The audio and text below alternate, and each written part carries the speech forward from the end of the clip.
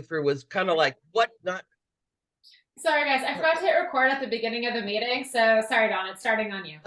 Hear me. Anyway, well, so we learned from the first one what not to do and how to organize ourselves. And so while it's going to be at her house, I will happily take any contributions if I'm closer to her than you are. A few things in particular. Obviously, we need some people that day. The two of us can't handle it alone. Um, Once we have like a flyer, if somebody can take on the task of um, getting the word out, putting up posters or posting on social media, things like that, that would be a great help to us. So, that's primarily what we're looking at doing, and we'll get a little closer. I don't think we have like a sign up page yet at this point, I think but Jason got one up today. So if you're interested in volunteering, there's a lot of different ways. If you sign up now, Dawn and Joy can start reaching out to you. yeah, absolutely. Because, I'd like to, it was a little disorganized last time because it was the first time for a lot of us. We all lost our virginity. So, yeah, we'd like to, I think the more organized we are, and I have a lofty goal for this one. So I want to see us get $1,500 that day. And, maybe I'm spinning a dream, but I think we can do it. We have a lot of great things left over from last time, and people can go through if there's maybe stuff that they found, or bring it, Yep, bring it. absolutely. We did so well the first time we decided to do it again, and this is going to be a really great event and a great way to kind of help out our group overall. Um, Jason was kind enough to put this together. If any of you couldn't find the sign up information for any of the events that we had, these are the people that are running lead on the different events. Feel free to take a quick screenshot of this. We can also share this in our newsletter this week so you have all the information. I think I saw Yasmin was on the group, so I'm just going to quickly summarize our last few slides so we can start chatting with her because I'm really excited to have her join us today. Here's two funds I just wanted to flag for you. If you look at the bottom of our Swing Left West Valley page, which I shared earlier, we do have two fundraisers. One of the things I love about Swing Left, because before I really got involved with Swing Left, I am so guilty of donating to the Democrat candidates running against the Republicans that I hated most. Spent a lot of money going to people like Lindsey Graham's opponent and things like that in previous elections, but our money's really not going to make that big of a difference in those heavily red districts. If you really want to make a difference in the national balance of power, try our Swing Left funds. We have our Flip CA27 Blue campaign that'll go to the Democrat candidate after the primary in March. Right now we have $148. You can go on right now and set a recurring payment. You could donate $27 every month between now and March to try to flip that district blue. That's going to make a really big impact in the fate of the national election.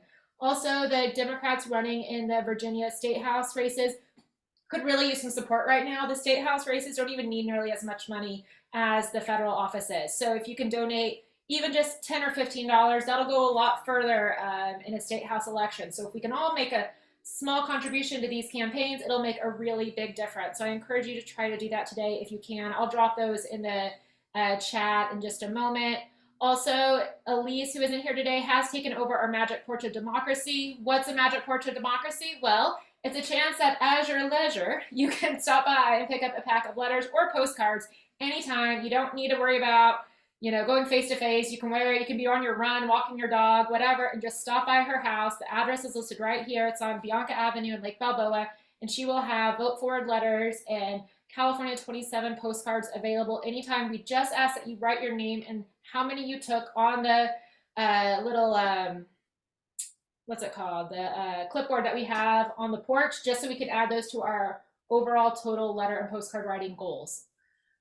This is something that we caught online that we're hoping to get a few people to come out from our group. I'm hoping I can make it myself. There is a protest for the Republican presidential debate at the Reagan Presidential Library in Simi Valley on Wednesday, September 27th. So I'll try to get an email out for people in our group that want to come join and take part in this friendly, peaceful protest. And Beth has a cause near and dear to her heart that I want to let her talk about, the Cal Care Day of Action. Thank you, Sienna. Yeah, so I don't know if you're familiar with Cal Care, but it's we're trying to get legislation passed in 2024 to get universal health care for all Californians. And this is a really difficult challenge to pass this bill. And so we want to get as much support, public support as we can. So we're having a day of action this coming Sunday, September 23rd, from 12 p.m. to 3 p.m. at Rio de Los Angeles State Park. There's going to be food, there's going to be comedians, there's going to be speakers, there's going to be all kinds of things going on. It's going to be a fun day. It can be a family day, and we hope you'll come. We want to get as many people as we can. There might also be a flash mob dance, but I'm not going to promise that. But I've been practicing. But anyway, so hopefully you'll come and enjoy and support this really worthy bill. Thank you so much. That's awesome. Thanks, Beth. I'll also put that in the chat too. Great. And now for the moment I'm sure all of you have been waiting for. We are so excited to have Yasmin Radjy from National Swing Left. She's Executive Director for the group nationally. Prior to joining Swing Left, she served in the Biden-Harris administration as a senior advisor to the Treasury Department, leading outreach efforts on the implementation of the American Rescue Plan. She's also served as the National Political Director for Planned Parenthood. She's just an incredible activist. Her resume is so impressive, and it's so exciting having her join us here today. She's going to speak for a little bit, and then she said she'd do a little Q&A with us. So if you have any questions, we can do a little Q&A at the end. Yasmin, thank you so much for joining us today. Thank you so much, Sienna, and thanks to all of you for the amazing work that you're doing. It's been so much fun hearing all about that work. And also, I've heard that you all are among the more sort of creative of coming up with really awesome event ideas. And now I just learned about another one. So I love the idea of a garage sale, and I hope we can inspire some other groups to follow your lead. Folks, it's really, really good to meet you. I'm so grateful for all that you've been doing and all that you're continuing to do. Sienna gave a great introduction. I'm here at Swing Left as sort of a dream job because my whole career in politics, I'm from California, by the way, I should say that up front. I'm from Northern California. So I look with envy at your posts on Instagram of all of you sitting outdoors with each other as I sit here in Washington, D.C. and just get eviscerated by mosquitoes all summer long. And then, you know, who knows what else the rest of the seasons. But I'm from Northern California, and I grew up in a all Democratic community. And so I cared a lot about the things that were happening around me. I observed a lot of things that really pissed me off, from inequality in our healthcare system. It was a good segue from one of you about inequality in the healthcare system in California, racial injustice where I grew up, economic injustice, so many things. But to me, those were causes that I cared about. They were completely apolitical because our entire city council was Democrat. Our entire legislative delegation was Democrat. Our members of Congress were always Democrats, right? And so to me, electoral politics was something to read about in the newspaper, but completely disconnected from anything that I cared about. And I went to college in Philly, and I was a senior in college when the Obama campaign came to town, and basically was in my kind of peak armchair radical phase of life. And one of my very close friends, who I emailed my latest paper on how to solve all the problems in our country, basically pulled me aside and told me I'd become a nightmare and needed to come to the Obama rally and get it together and start getting involved. And I reluctantly went. And I think it was a moment that it changed the course of my career. I've been organizing in a combination of elections and in advocacy work ever since.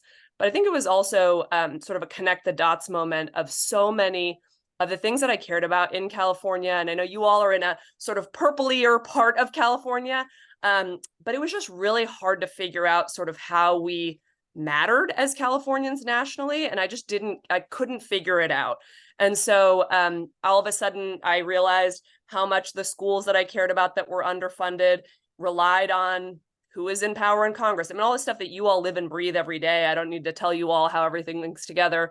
But that's why, years later, I'd worked on a number of campaigns, worked for a number of advocacy organizations. I was in graduate school during the 2016 election and was very actively involved. I was up in Boston and going every weekend to knock on doors in New Hampshire, both for Senator Hassan and helped her get across the finish line by just a few, I think it was like 700 votes that we got her back in the Senate. And then, of course, Hillary, we all know, lost. And in that moment of reconnecting with a lot of my friends that I had organized on campaigns, organized in advocacy efforts, it was sort of a reminder for all of us of the roots of the work that we were doing, which was we all got into this work through organizing. And organizing, I think, is, to me, the most pure form of engagement in our political system, because at the center of what organizing is all about is this idea that you all live and breathe every day, which is people who don't do politics full time should be the people who are leading the fights and getting people active and organizing their communities and knowing what motivates them. And that's what my first job on the Obama campaign was all about, organizing in rural Ohio. It's what so many of the different efforts across issues at the local level, at the national level, all have been about. And when we lost in 2016, it was a sort of reminder to come back to our roots. And so my friends and I started doing some online trainings through something called Resistance School and got connected to Swing Left. And I had a big crush on the organization from day one as a supporter and volunteer. And the reason I really loved what Swing Left does, and the reason I'm so proud to be in this role now, is because you all are at the center. And I think the superpower of what Swing Left has been since its founding is both being really clear, as I think Sienna teed up really well, that every single one of us, no matter where we live in this country, can participate in shifting the balance of power towards Democrats. We don't need to waste our money on the sort of viral video races that can sometimes be luring, but don't actually sort of change our system. But also, we know our communities best, and you all know how to organize yourselves best. And the fact that Swing Left from day one was all about making sure that your financial resources and your most important resource, or your time, is going toward the most competitive elections, to me was really awesome. So I partnered together with Swing Left in that moment. I went to Planned Parenthood, partnered together with Swing Left on several weekends of action. And as we organized around a bunch of House races, I was in this big national organization. Everybody in this country knows what Planned Parenthood is. We have this sort of unlimited budget and, all these things, and not our healthcare budget, our political budget. It felt unlimited. And we would organize these big weekends of action, and there'd be 10 times more Swing Left volunteers than our volunteers. And I'm like, what is the magic that is this organization? And I think fast forward to now, I went to the administration after that. And then, as Sienna said, came back about a year ago. I started last July at Swing Left. And I've gotten to sort of peek under the hood, so to speak. And I think the reason why Swing Left volunteers, you all, were among, if not the highest sort of performers in the 2022 election, which I think we all know about the viral moment in 2018, but 2022, you all outperformed organizations 10, 20 times our size. And the reason for that is because of the groups. We don't have the biggest email list. We don't have the most people, but our superpower is you all. And the reason for that is because you all organized to build real, authentic community. And you are motivated by, of course, what we're all motivated by, which is winning, but also just doing your part. And that's why we've sustained the scale of impact that we have since the kind of viral moments of 2018, is because of the groups. So I know you all have done amazing stuff, and want to recognize a few aspects of just this group. You all know this, but I'm just going to say it from my voice because it sometimes means more to come from an outsider. But the fact that you all have done over 90 events and 170,000 letters since you were founded is sort of mind-blowing levels of organizing. And, I think the reason why we won this past year, in a year where we were told there wasn't going to be a lot of activism in 22, and you all proved that wrong. And then rather than be sort of sleepy after the 2022 election, you all kept going in Wisconsin and then in Ohio. The reason we've won those fights is, of course, due to the amazing leaders on the ground in those states, but also because of the work that y'all are doing of saying, we don't just care about what happens in California, although clearly you all care a lot about that as well, but also how do we do our part to help nationally. So just want to say a big thank you for the work that you've done, but also to recognize that the power of Swing Left is not our national staff. We're here to support you all. It's really what you all are doing on the ground, and the scale of all of that combined, of all the groups like you, the 350 strong and aligned groups, the 500 groups nationwide. You all are the reason why the numbers stay strong year in and year out. And those numbers are so, so, so important for these critical races that come down, as you know, to just a hair. So I'm going to talk a little bit about the work that we're doing now, which you all know, but again, I'll sort of share a little bit about how we're sort of thinking about how all the pieces fit together nationally. And yes, go CNN team. You all are incredible and doing amazing work. So thank you, thank you, thank you. So you all know that the fight that we started together in 2017 is the same fight that we're in now, and that is to defeat the radical right in this country. And of course, Donald Trump is a part of that, but he is an infection that has spread all across the Republican Party, and right around the corner from you all is certainly no exception in California 27.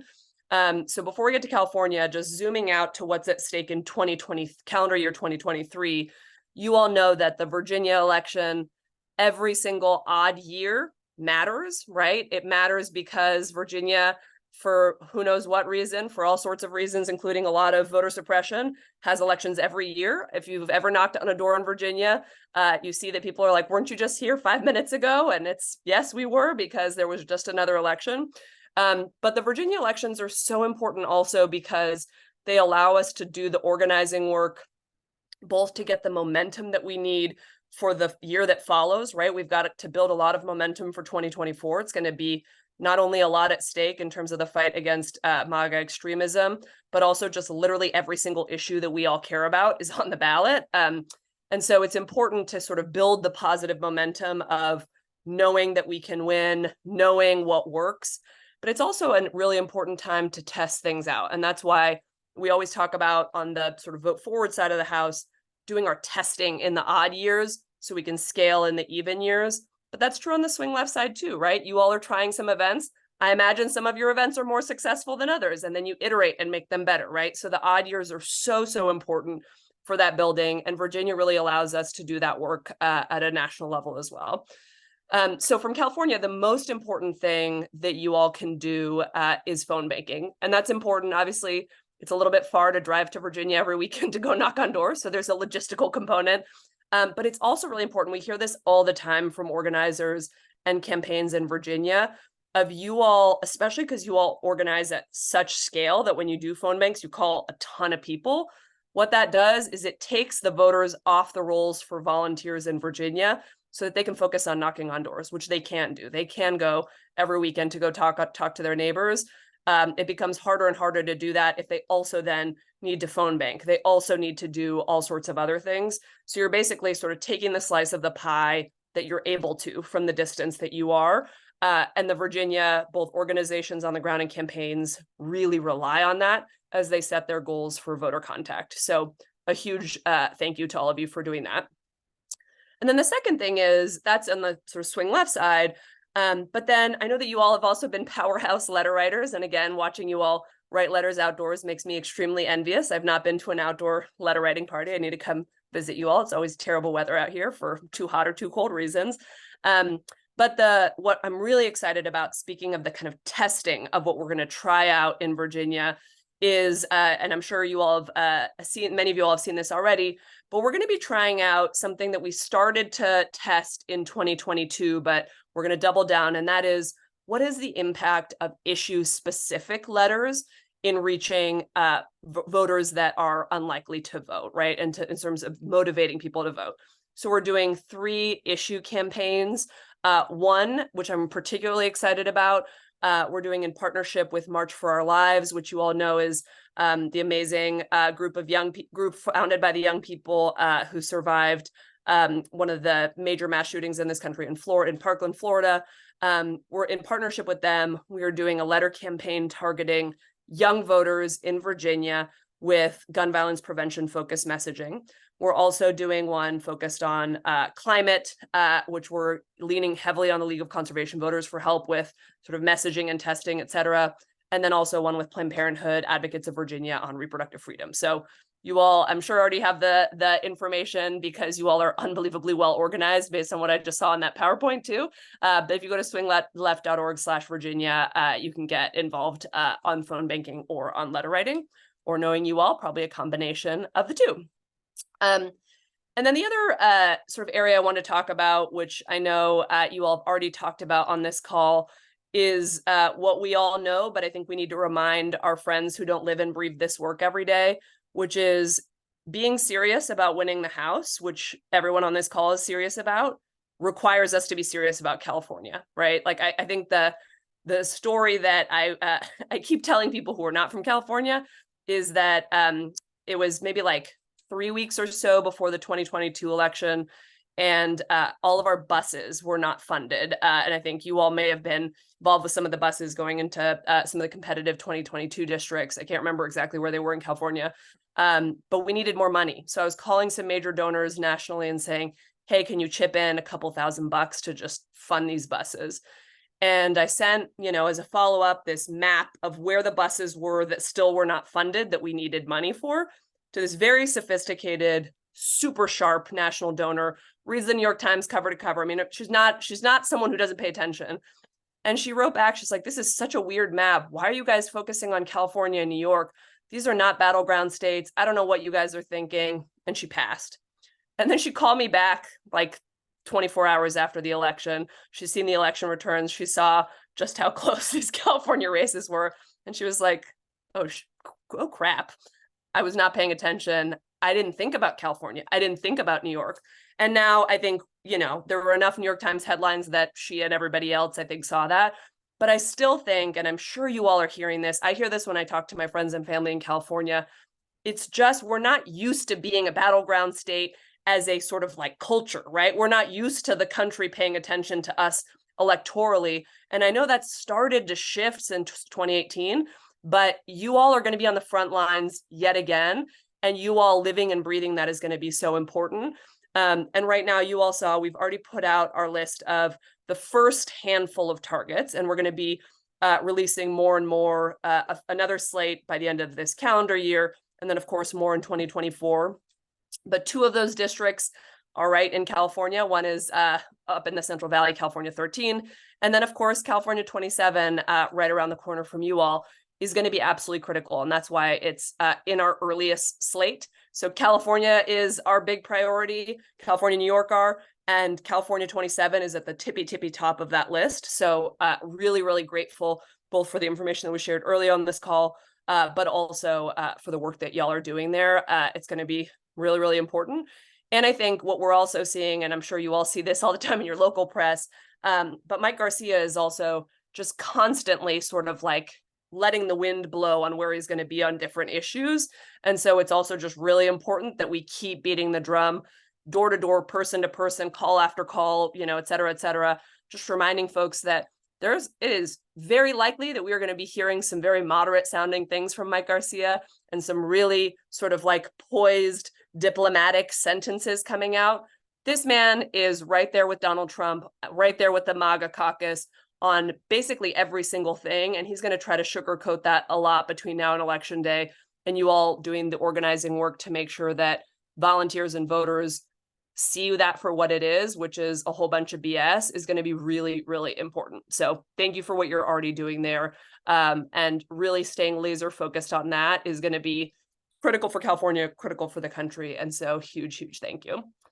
I also just wanted to, on California 27, shed a little bit of light. And I think you all may know this, so I'll go quickly through it and happy to answer questions about it. But as we thought about what the races were, we, of course, we look through the same Cook political report and all the sort of like numbers that every other organization does. But we also, I think this is really important for you all to know and embody. We did look at the map based on where do we actually have a chance to swing left, make a difference. So where is the race competitive?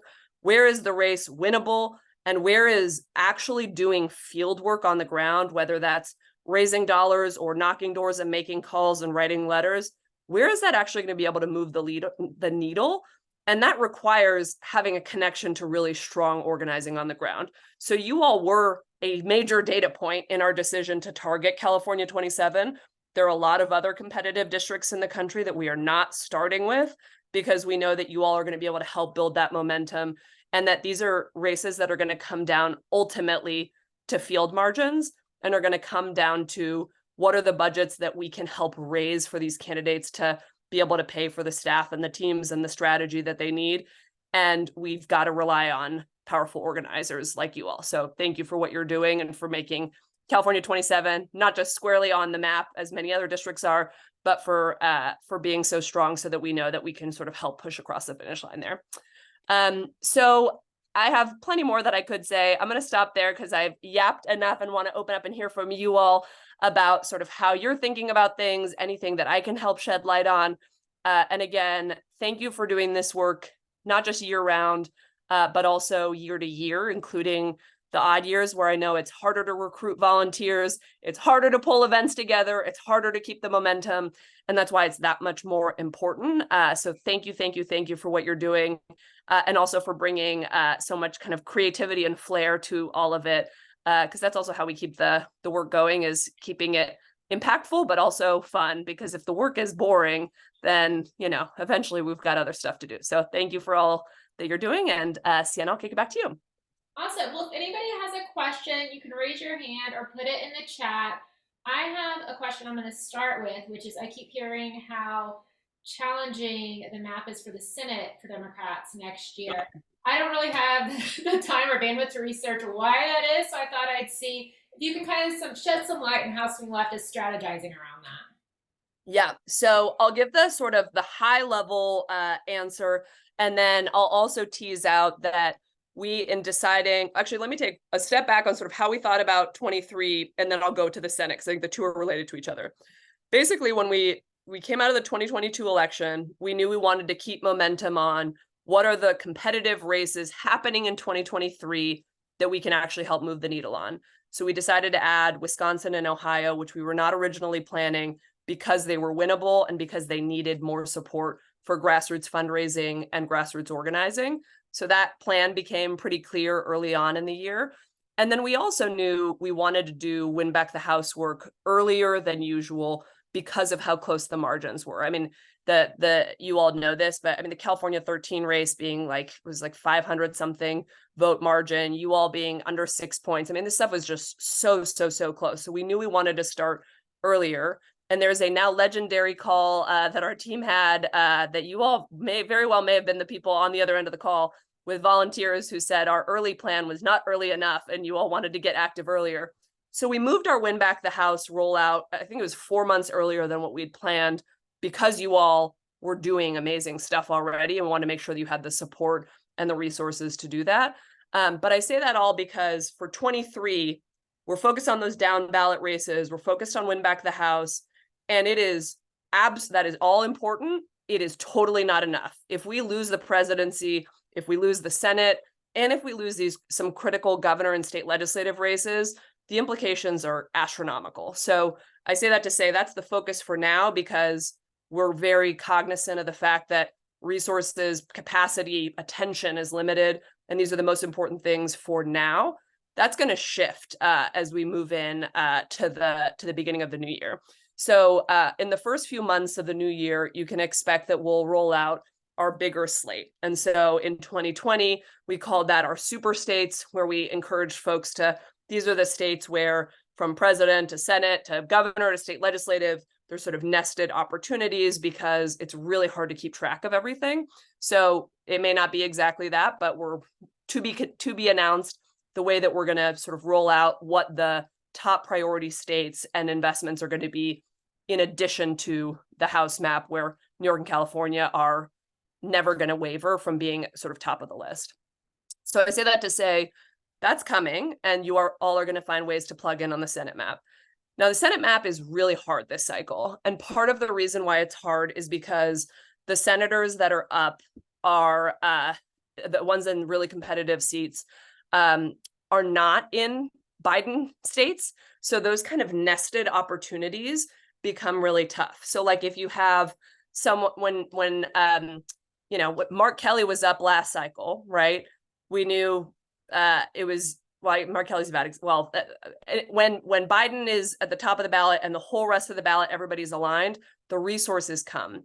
Between Sherrod Brown in Ohio, a state that is increasingly moving right, although reproductive freedom is an asterisk there, Montana, where you know, Montana is just getting redder and redder and redder. Jon Tester is an amazing senator, as Sherrod Brown is in Ohio. These are really, really tough places. And because they're not presidential priorities, because they don't have huge congressional delegations, they're just getting much tougher for folks. Like the dollars are not coming in the same way, meaning organizations are more strapped there. They don't have the same powerhouse year-round organizing as other places. So it's just a tougher map, literally geographically. And I think that's the biggest factor. And then we also just, the math is tough. Like we don't know what Manchin's going to do. Nobody ever knows what Manchin's going to do. If he runs, that's hard. If he doesn't run, we're definitely going to lose. So there's just like some tough, and West Virginia is sort of every year moving further and further away from Democrats. So I feel cautiously hopeful in the sense that with Manchin off to the side because he's his own weird thing, people like Sherrod Brown and Jon Tester are really popular, much more popular than a Biden is in their states. But it's just hard. It's hard organizing tough states that are very Trumpy.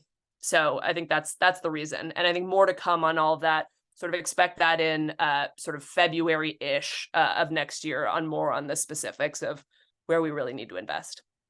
I hope that answers the question, Sienna. Yeah, no, that was great.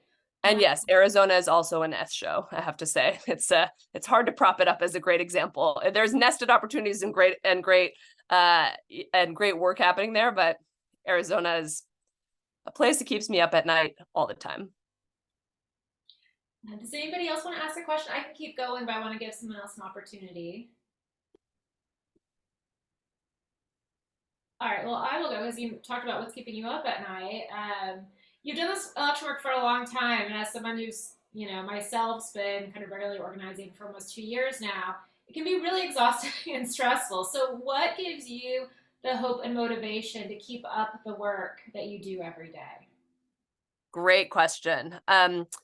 So I've two big answers to it, and then there's a lot of like micro things. But I remember one of my mentors when I was at Planned Parenthood. I was first their organizing director, and then moved to be their national political director. And the work was grueling, as all organizing is. But we also were losing a lot, and losing is really hard, as you all know. And so I think there's things that we can only control so much, which is if you keep on winning, momentum feels awesome, but winning at the sort of legislative or at the electoral level is one thing, but also like putting together an event that doesn't go well is demoralizing, right? Like these things happen, no matter how hard the work is, these things can happen. And so I was in a particularly low energy, low inspiration, very tired, emotionally and physically state of mind. And I was talking to one of my mentors there, who basically told me to leave the office and go sit in a Planned Parenthood health center.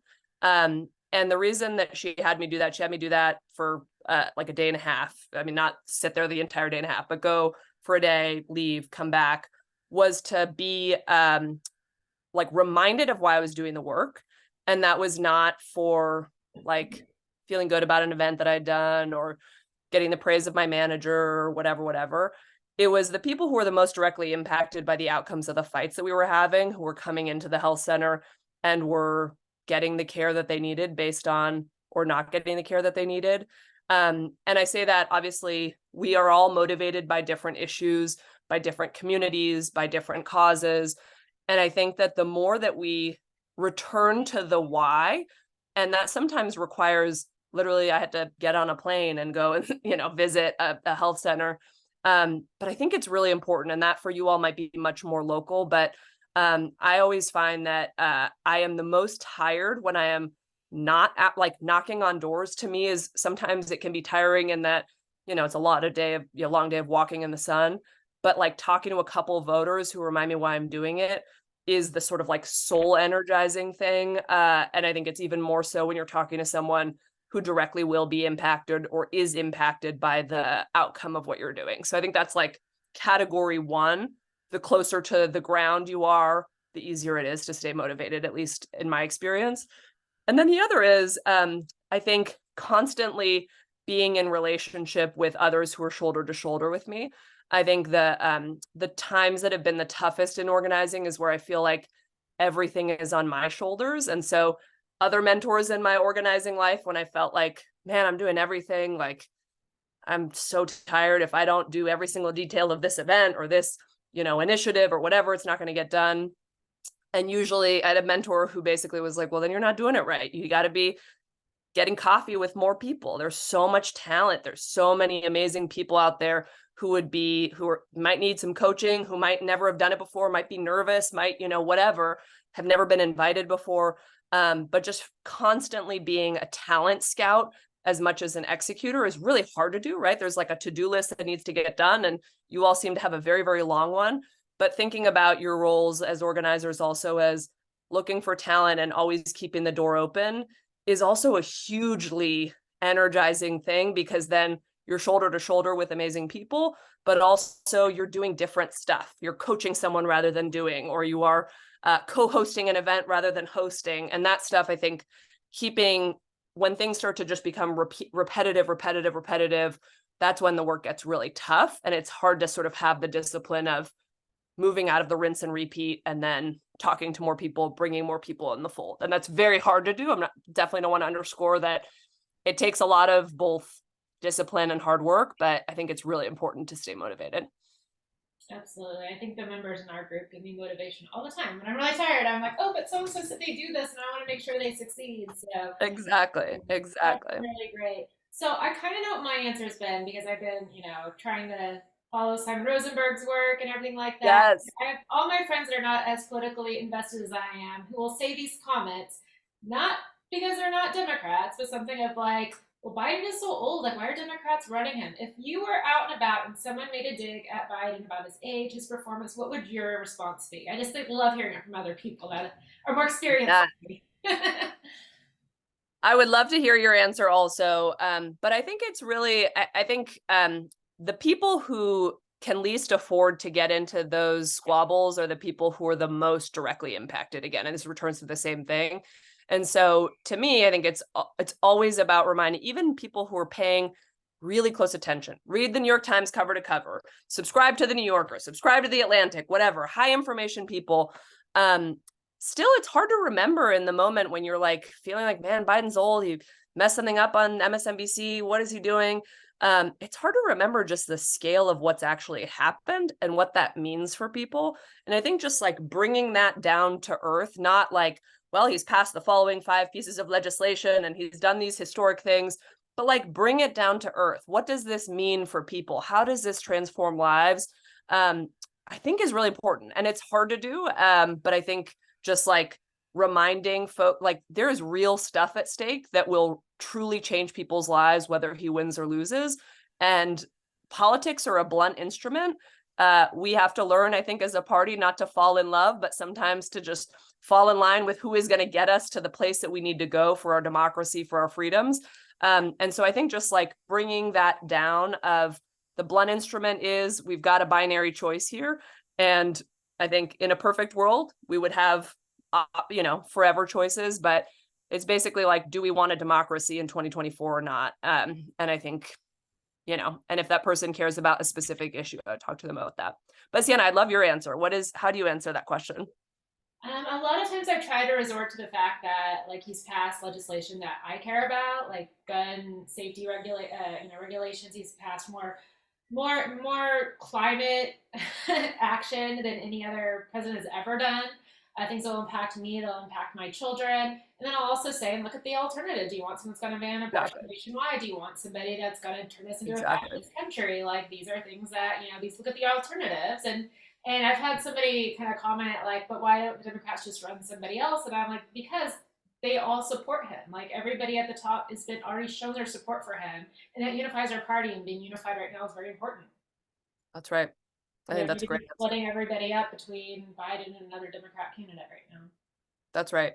There's also, I think, the polling that doesn't make the headline, it makes it sort of like 5 paragraphs in, is that a lot of people say they wish that Biden wasn't the nominee.